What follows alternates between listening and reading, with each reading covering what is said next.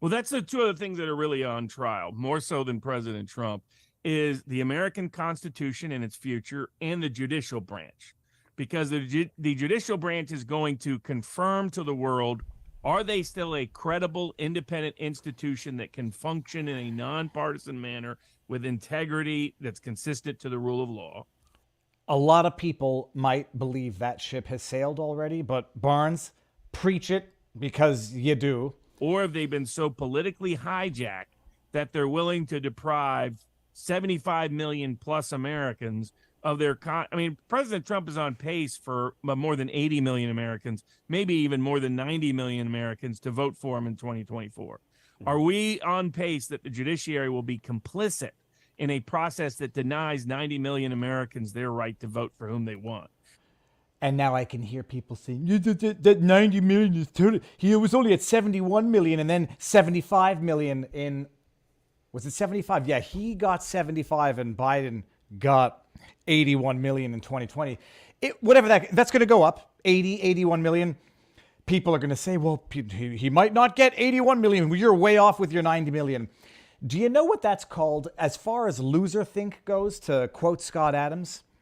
That's loser think. That is, hey, I'm going to nitpick on a stupid detail as opposed to understanding the substance of what Barnes is saying right now, because I will say that this is probably the most important interview that Barnes has done in recent memory. Don Jr. triggered on Rumble, but let's let this play out while I make sure that we are live on Rumble, Locals, and YouTube. 90 million Americans, the president they wish to see in the White House.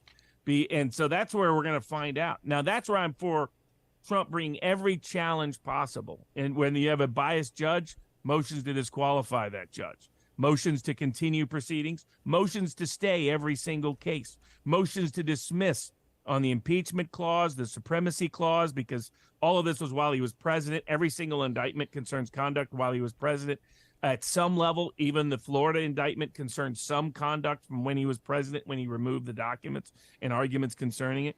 All of that's not even supposed to be subject to state indictment under the supremacy clause, and arguably he's immune under the Article 2 from the federal charges. I think that if ever I have to take the citizenship exam to become American, I'm gonna not just pass with flying colors.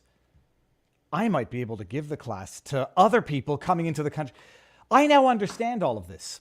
The supremacy clause, the idea that you can't have states going after federal officials. Not that, to say that we don't want that. That you can't have that if you're going to preserve a functioning democratic republic. What's the word? What's the term that people like to nitpick over? We don't have a democracy. We have a democratic republic, a republican. What is? I think it's Oh, now I hear something in the backdrop. Okay, here. Then there's grounds to dismiss on the First Amendment grounds because of the interference, the selective prosecution, the disparate targeting. As you mentioned, if these same standards were applied to Democrats, half of the Democrats would already be in prison. You have Fourth Amendment issues because they invaded his attorney-client privilege. They invaded his privacy. They illicitly seized information. They illicitly obtained information. That also, there's Fifth Amendment implications under the Due Process Clause. And there's Sixth Amendment implications under the Grand Jury Clause because, as you noted, they hijacked the D.C. grand jury for a Florida case.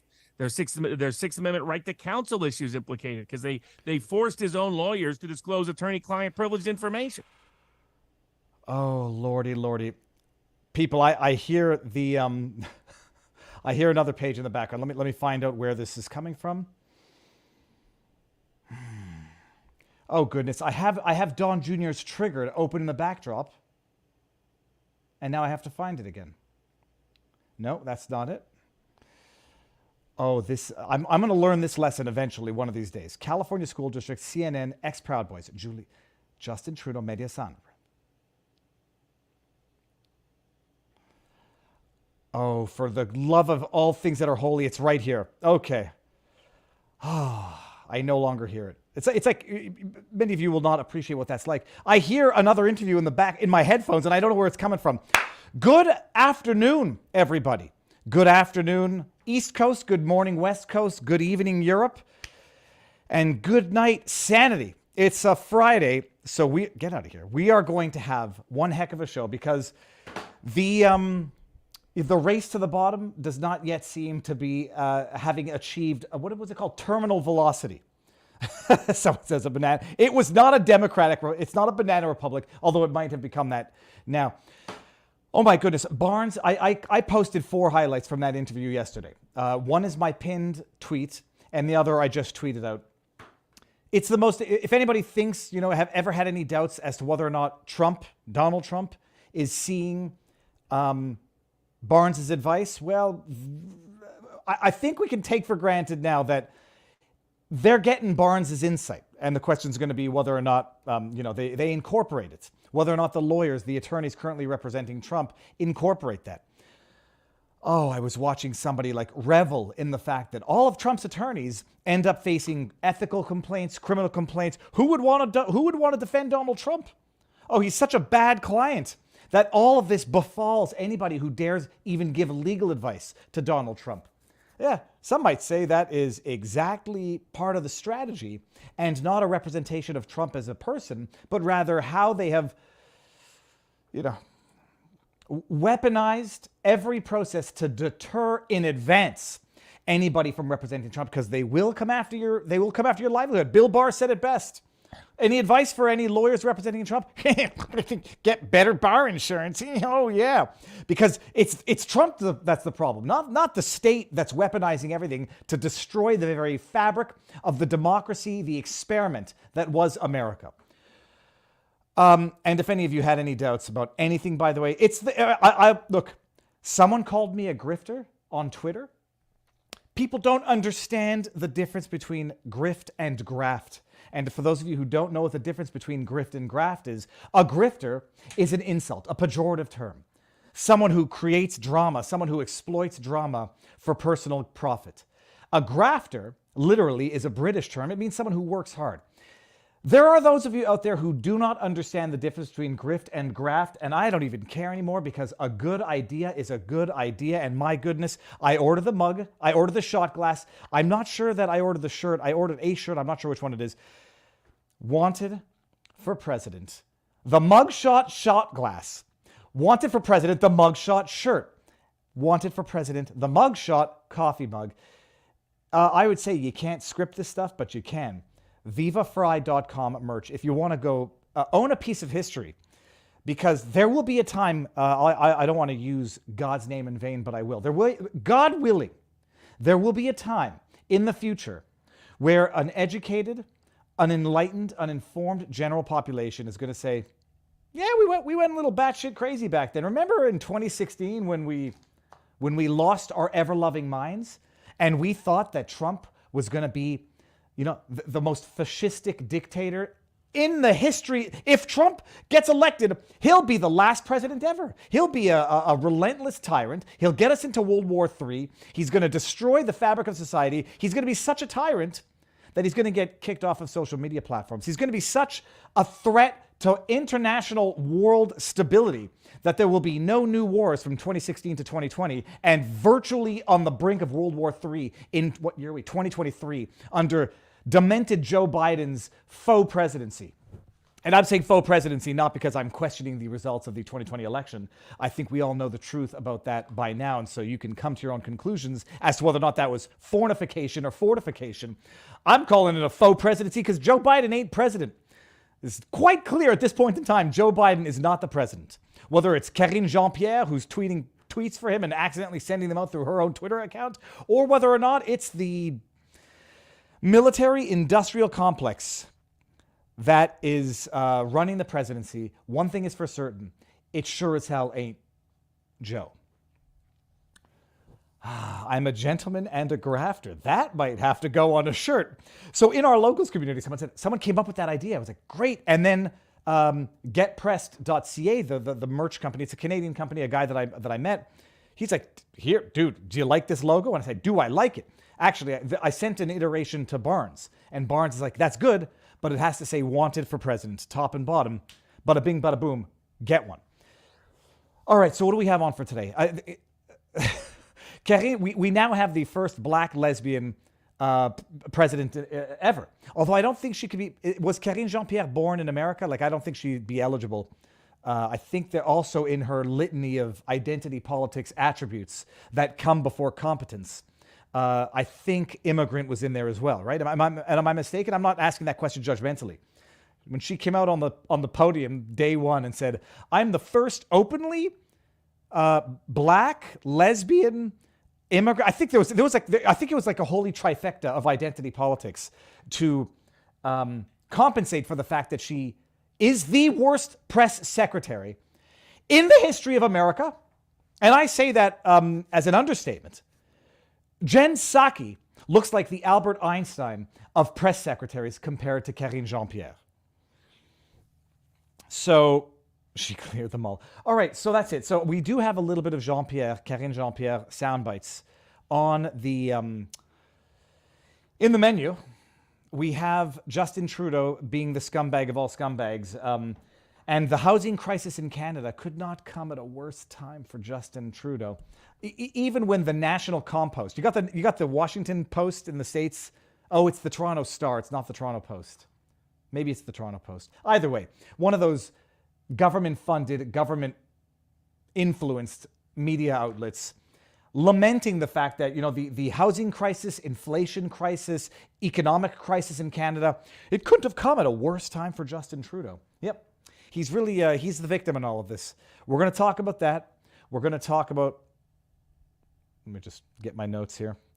Let me see what I got up on CNN, scum of the earth, and some other stuff. They're not coming for your kids until they're coming for your kids. Now, I feel like we have to start with Karine Jean-Pierre, even though I'm nervous to do one of the sound bites on Twitter. Not on Twitter, on YouTube, because they suck.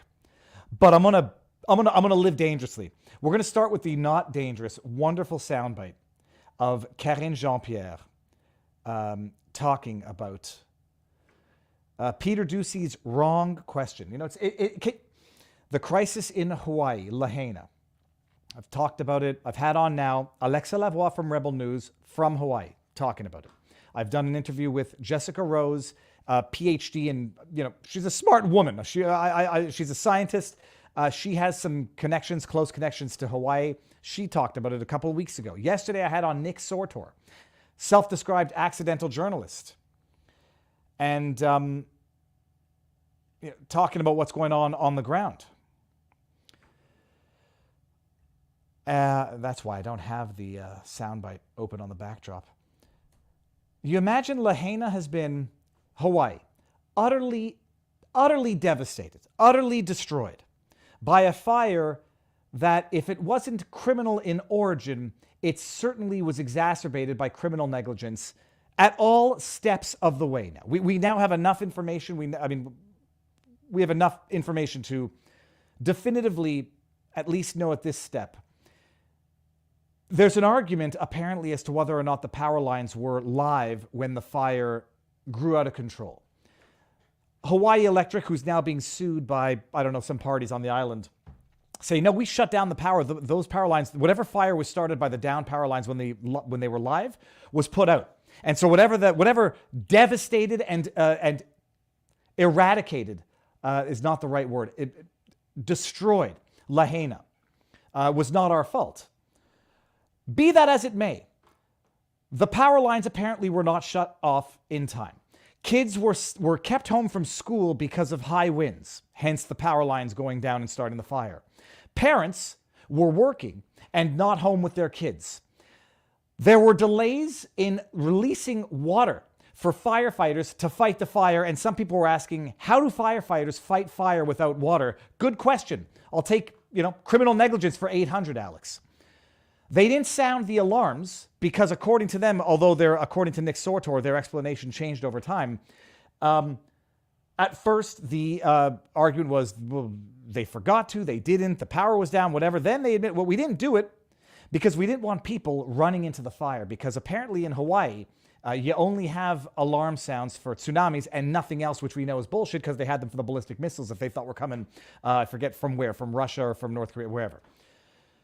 So you had kids at home, unattended, no alarms going off. Roads were barricaded so that people couldn't leave even if they wanted to, and the people who did survive went around the barricades. And now the question is, how many people are dead, how many people are missing, and we don't know. Some people are saying 2,000 children are missing. It was reported on Redacted News. I asked Nick about this yesterday. The thinking is if there's that many kids missing and parents not clamoring about it, the parents might be dead as well. And Nick explained that a lot of the parents are very concerned, but it's a different culture in terms of how they voice the concern, although they're getting fed up with the government response. Which brings us to the clip of Karine Jean-Pierre answering one of Ducey's questions, and Ducey's asking doozies of questions. But everybody should appreciate this. $113 billion in aid to Ukraine. Whether or not that's in, however you want to rationalize the number to make it less of an offensive statistic when it comes to the neglect of Americans in America. Oh, it's 113 billion, but that's only in, military contracts, in aid, in value of goods and services. Oh, they give them money, but then they have to buy the arms back from the US, so it's a wash. However you want to rationalize that number, and even if it's a little exact, let's just say it's 100 billion. $100 billion in aid to Ukraine to fund a war that is the source of the slaughter of Ukrainian young men, Ukrainian civilians. That's fine. They got $100 billion for that. $700 one-time payment for some of the families of Lahaina. How long did it take Joe Biden to get out there after the incident? It wasn't overnight. My goodness, they're flying. They're sending the politicians to Ukraine, money to Ukraine. There's go to Congress, get bills passed, more, billions and billions. A one-time $700 payment to the victims of the Lahaina fires, which were caused by negligence, exacerbated by government incompetence. And what does Karine Jean-Pierre have to say to this question about it? Let's hear. Okay, and it seems like the hurricane response so far is robust.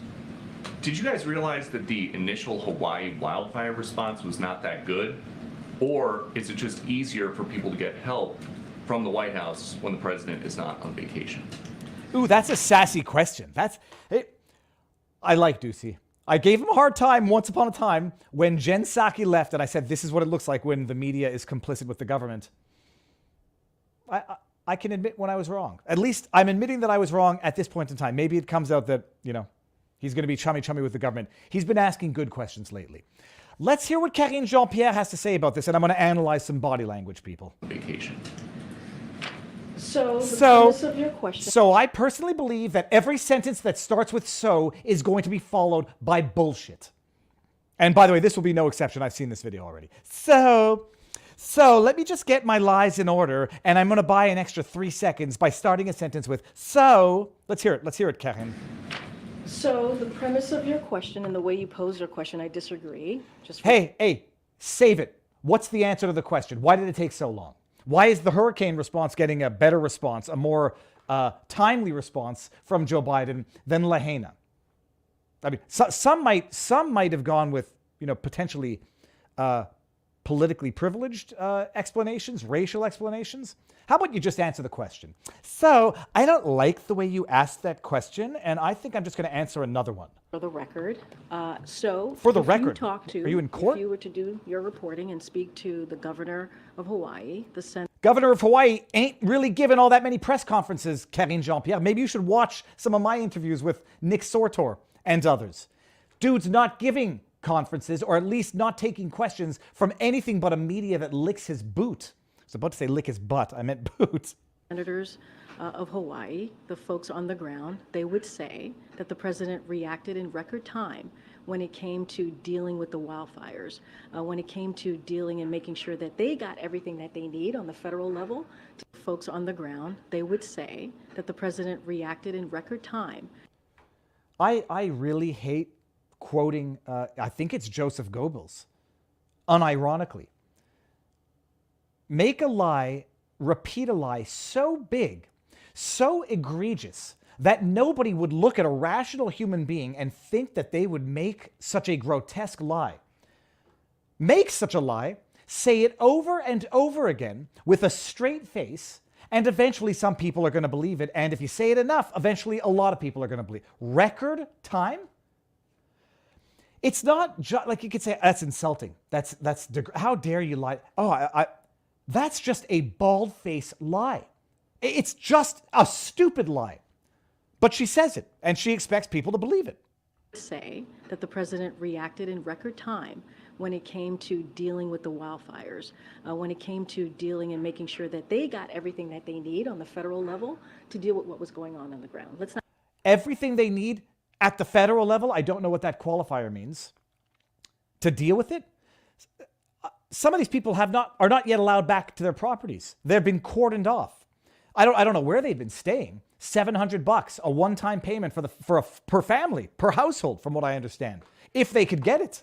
Well, that's great. That just paid for 2 nights of a hotel. Maybe that paid for food for a couple of days.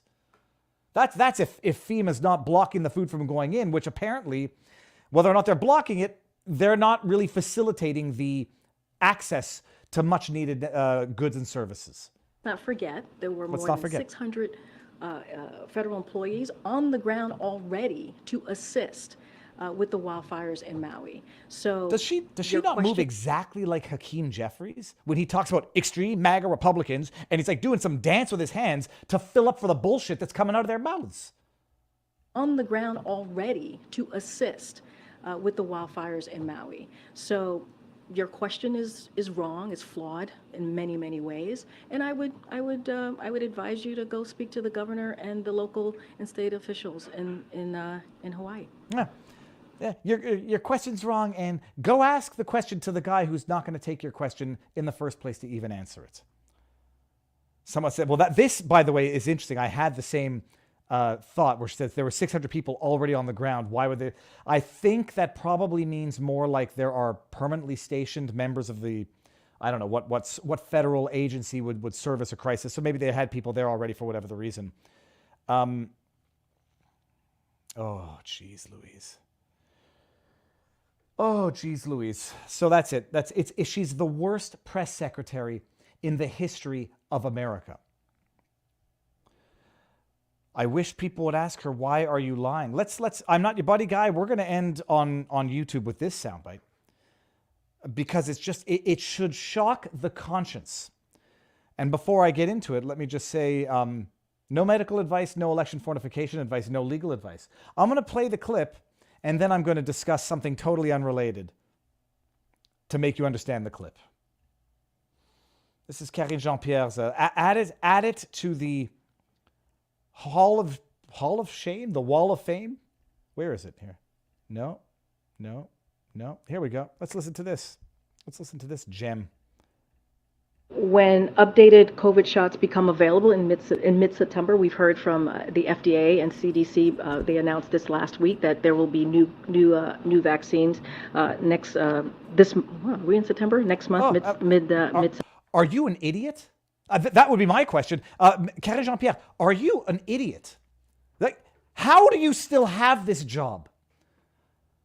Oh my goodness. I mean, maybe there's someone of the conscience out there who just could not bear accepting this position to get up and lie to the faces of Americans day in and day out. Maybe some people have a conscience. Who knows? September, we'll be encouraging all. I've interrupted this. From the woman who doesn't know what month it is, while answering very, very important questions about what amounts to nothing less than human experimentation. Let's just hear. When updated COVID shots become available in mid-September, we've heard from the FDA and CDC. They announced this last week that there will be new vaccines next. Are we in September? Next month, mid-September. We'll be encouraging all Americans to get updated COVID vaccines, and also let's not forget the RSV. Let's not forget the influenza shots as well. All are very critical and important. So we'll be encouraging Americans to do that. And vaccinations, as we all know, as you've heard us say from here, against COVID-19 remains the safest protection for avoiding hospitalization, long-term health outcomes, and death. And so this is why we're going to encourage Americans to make sure they keep up to date with their vaccine. When updated COVID shots. Große Lüge, I believe, is the German Hitlerian term for the big lie. Make up a lie so bold, so egregious, a normal person would not look at another person that they presume is normal and think that they would make such an egregious, bold-faced lie. I've got a series of questions which I would ask to Karine Jean-Pierre if I had the opportunity. I'll just run this through one more time and then I'm going to pause and ask them at the moment. When updated COVID shots become available in mid-September, we've heard. What's an updated COVID shot? What does that mean? What the hell did you just say? An updated COVID shot? Heard from the FDA and CDC. They announced this last week that there will be new vaccines. What's a new vaccine? What is a new vaccine? What is it? I'm actually getting myself really enraged even asking these questions out loud. What the hell is a new vaccine? So you've done something different. You've modified the prior product such that it's a new product. Has it gone through any testing? How do I know that the new thing was as safe as the old thing? What is a new vaccine, Karine Jean-Pierre? Oh, wait, but I won't. Are we in September? Next month, mid-September, we'll be encouraging all Americans to get updated COVID vaccines. And you just said what's an updated COVID vaccine? What does that mean? Also, let's not forget the RSV. Let's not forget the influenza shot. Jack it up. Just hook it to my veins, to quote Barney Gumble from the Hook It to My Veins. I should just have a mobile vaccine. Jibby jab. I should have some mobile jab factory. Just, every 6 hours. As well, all are very critical and important, so we'll be encouraging Americans to do that. And vaccinations, as we all know, as you've heard us say. What do you mean by encouraging Americans? Is encouraging to you coercion to others? We'll be encouraging you to get the updated new vaccine. If you don't get it, you'll lose your job. That's encouragement. Let me just encourage you to pay us $5,000 a month if you want to avoid having your windows broken. Just encouragement. Say from here against COVID-19 remains the safest protection for avoiding hospitalization, long-term health outcomes, and death. And so this is why we're going to encourage Americans there's that word again. To make sure they keep up to date with their vaccine.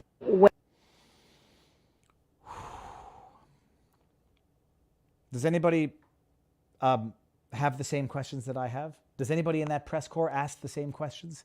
We're just going to update it. Okay? Here, I've updated the product. Just take it.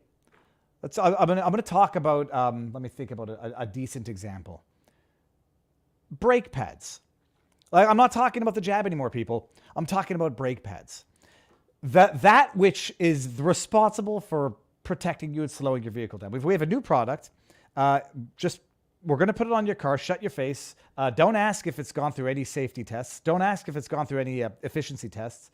Just take it. It's updated. It's new. New is good. It's got the stuff plants need. Oh, just take it. And it's the most effective way to prevent accidents.